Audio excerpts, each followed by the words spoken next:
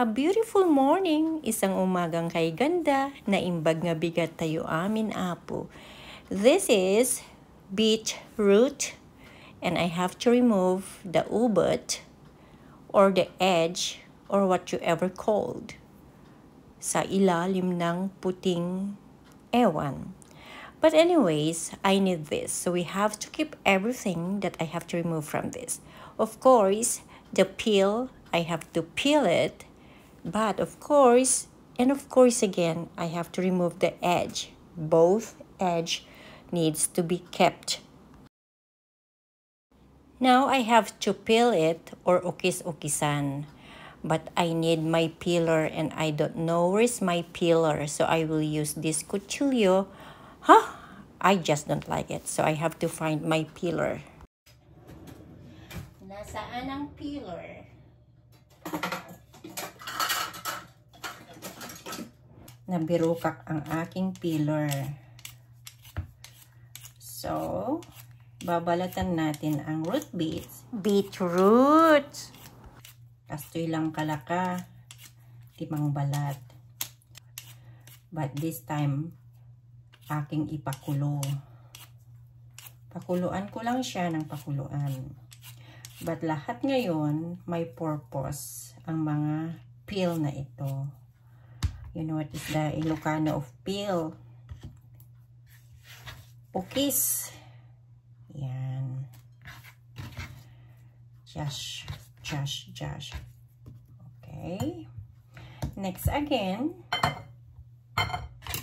Remove the edge. Edge ba ang tawag dito? Ubot, dulo. I don't know. Yan. Then peel it out.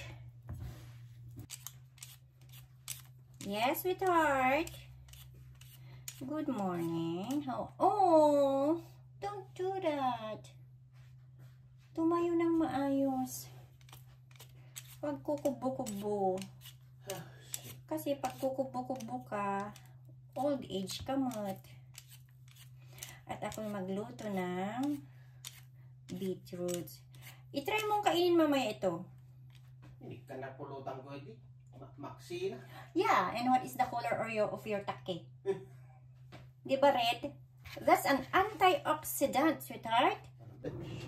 Now it's done. Let's cut into quarter. Okay, so I cut it into quarter. In Ilocano, Kapat. ingalip ko nga nagkapat. Ginalip ko nga maminupat. I cut it into quarter. In Tagalog, mahirap sa Tagalog. Hindi ako marunong sa Tagalog. Yung Tagalog, yun na. Yun na yun. So, yan.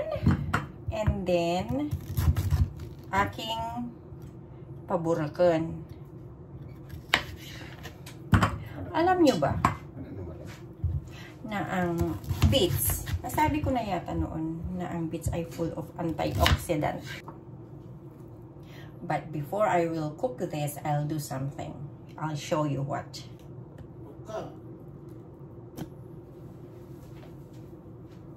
T-shirt.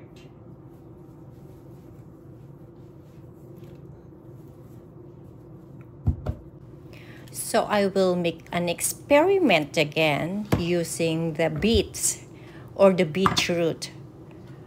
I will make a mess and I don't know what will happen with this. Just watch and look and listen.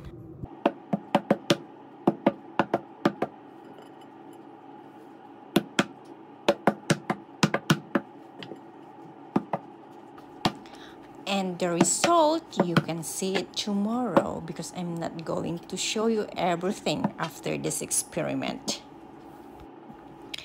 It's all messy. I'm so sorry for this. I'm just making this pajama or shirt like messy one.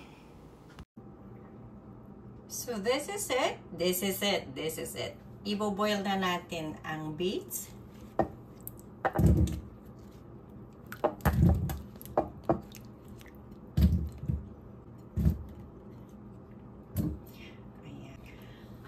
Let's boil for only 20 minutes. Okay, so ito pakuluan ko lang ng few minutes.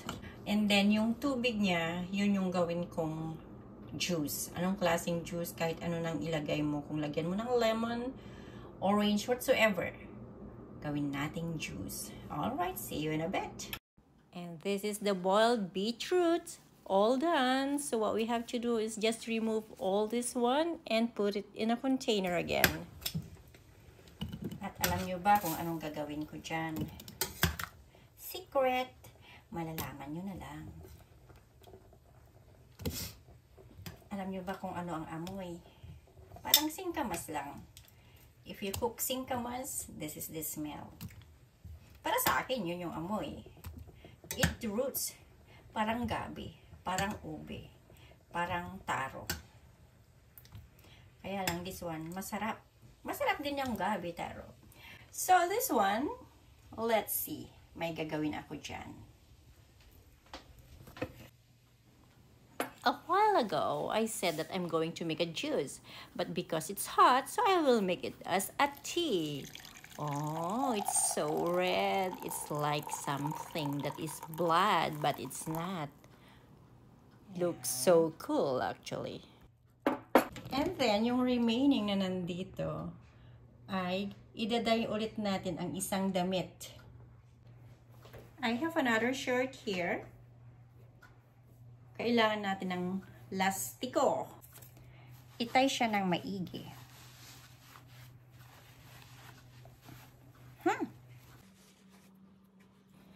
Everything is an experiment and I'm so slow, very slow po. Si Kael, dahan-dahan sabi ko, pero bagok or yung a little bit bored. Actually, this is my first time to use this water of beetroot, but I don't know what will happen. So it's all experiment again, as I have said. So dahan-dahan lang. I don't know what will happen, but I'm not going to show everything today.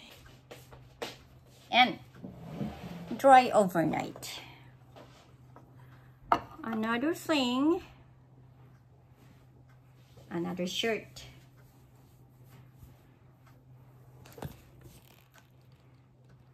Ang gulo ng aking hair.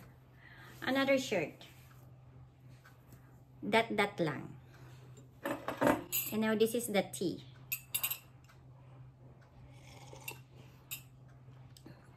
You can't just imagine yung lasa. Dahil ang beets ay matamis, sabi ko gagawin kong juice. Either tea or juice. Kung gusto mo naglagyan ng kalamansi, pwede. Pero itong tea, yung pinagboilan ko, it's so good. Mas masarap pa sa anumang klaseng tea. Kaya yung balat, pwede rin gawin, kasi nalinisan ko yun, na-brush ko yun, pwede rin gawin ganito. Ang tamis, sobrang sarap talaga. Pero, mag-experiment pa ako. Brush. Gagamitin ko ang brush pag-experiment sa aking damit. It's all experiment, kaya wag kayong manghusga kung ano man ang mangyayari sa mga damit na ito. But I'm not going to show you right now because the result will be tomorrow. So, just keep watching until the end at malalaman natin sa next video. Anyways, thank you again for watching and just keep looking. Walang kukurap because kung kukurap ka, hindi mo alam kung ilang dots ang aking nagawa. And do again at the other side. Wow, it's not perfect. Oh. Anyways, it's just an experiment. Experiment is just an experiment. The result will be seen tomorrow. Mali. Kaya ginawa ko na lang kung ano-ano na lang. Anyways, thank you again for watching and see you again next time. Bye-bye. Chup chup.